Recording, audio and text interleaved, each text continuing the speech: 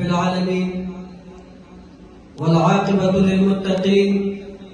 والصلاة والسلام على رسوله الكريم أما بعد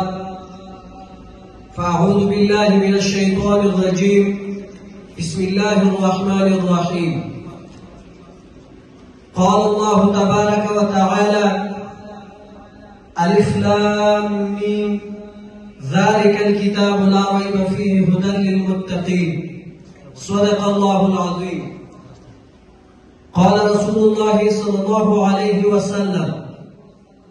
خيركم من تعلم القرآن وعلمه أو كما قال عليه الصلاة والسلام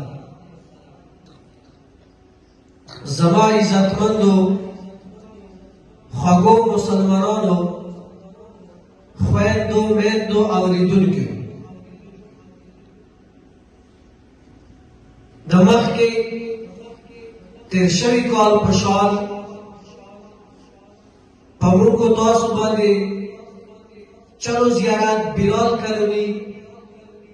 په دې باندې بیا یو ځل هغه عظیمه خوشحالي راغله نو زما عزتمندو اوریدونکو تاسو سره پخوا کې لاره او باره خلق شته دي خو دغه انعام دغه اعزاز دغه عزت الله رب العزت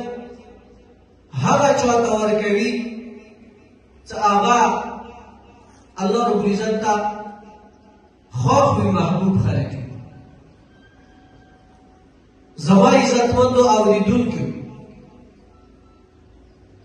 دا په موږ تاسو باندې د الله رب العزت یو لوی فضل کرم رحم دی مخکې تیر شوي کال کې موږ سره د ختمونو والا طالبان 14 کسو اوس وګوره په دې کال باندې غالبا 15 دي کا 19 کسانو ته دغه تعداد رسیدلی دی نو موږ تاسو ته پکار دی چې دغه لوی نعمت الله رب العزت موږ تاسو ته راکړل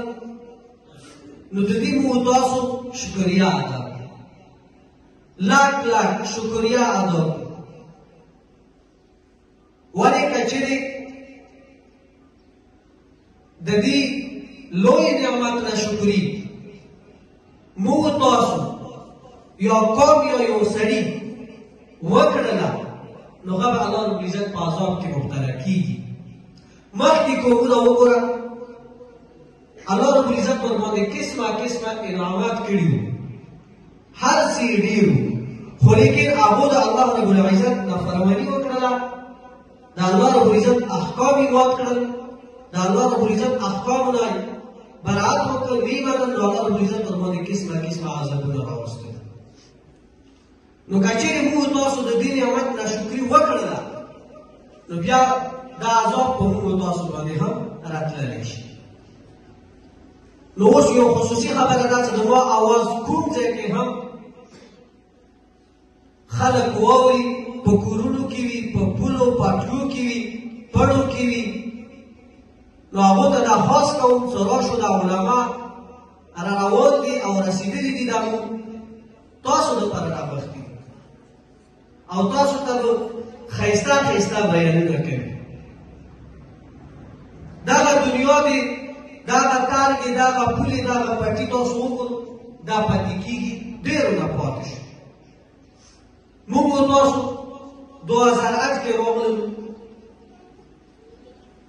اول کورونه یو شی بل شی خو حتی کې دلته موږ تاسو څه شو په ځای شو بیا د موږ تاسو د کلي اتفاق وکړه دلته